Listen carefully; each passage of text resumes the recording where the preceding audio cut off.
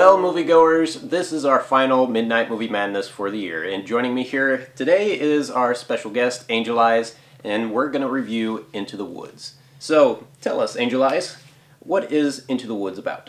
This is Disney's big screen adaptation of songwriter Stephen Sondheim and author James Lapine's Tony Award-winning Broadway musical that intertwines the Grimm's fairy tales like Cinderella, Rapunzel, Little Red Riding Hood, and Jack and the Beanstalk, with a plot involving a baker and his wife, played here by James Corden and Emily Blunt respectively, who go on a scavenger hunt of sorts to retrieve various items from all of the aforementioned storylines for this witch next door played by Meryl Streep, who will in return uplift the curse bestowed upon them that had rendered them childless. For me, knowing the Broadway musical, I was very excited because the Broadway play, it doesn't have the settings that this movie provides, and being immersed into this world that I only could see in my imagination watching the stage production was incredible. I was so happy just to see it finally.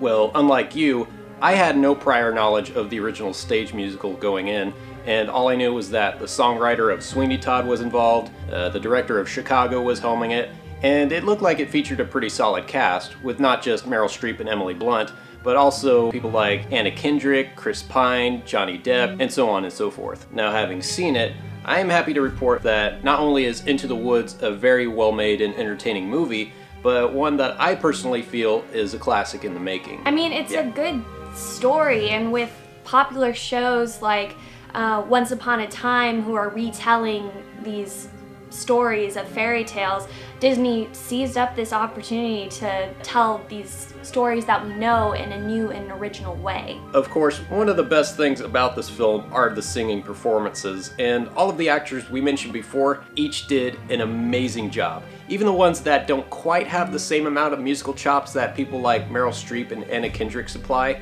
they still managed to give it their all. Most notably Chris Pine's role as Cinderella's prince, whose voice I feel rivals that of William Shatner, which is kind of ironic given how the one time he's not headlining a Star Trek movie, he decides to go full-on James T. Kirk in a Hollywood musical. Well, I mean, the prince's character you're not really supposed to take seriously. Yeah. Every moment Chris Pine was on screen, I was just laughing hysterically. Oh yeah, he was awesome in this movie.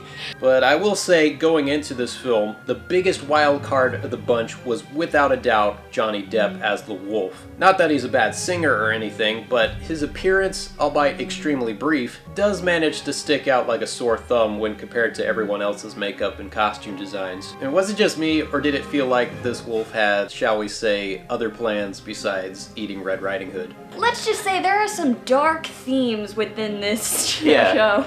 And that's another thing I liked about the film, was its take on the happily ever after aspect of these stories and how their actions wind up proving consequential in the long run. It's interesting to see the different characters and their moral issues with one another, because they all struggle with different parts of themselves. Throughout the film, there's different lessons and different relationships that are shown between a parent and a child, and wishing for something and getting what you wish and the consequences behind it. It just has all these themes throughout the film, and you feel for each one of them, because most of the time we look at the fairy tales and we're like, oh, happily ever after, that's what I want to strive for, but that's not the reality of it, and this definitely shows the reality and consequences of every action that these characters take, and it can definitely be related back to anyone's life. The sets were very intricate and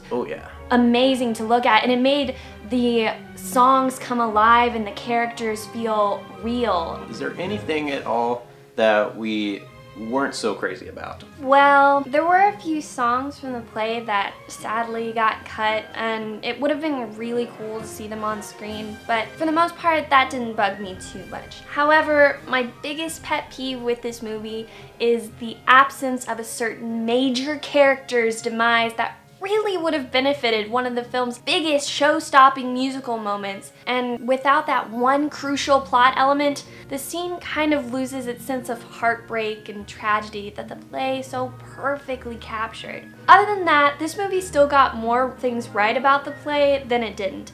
and that should be enough to keep any longtime fan completely satisfied. So, if I had to rate this on a scale from 1 to 10, I think I'll go with a 9.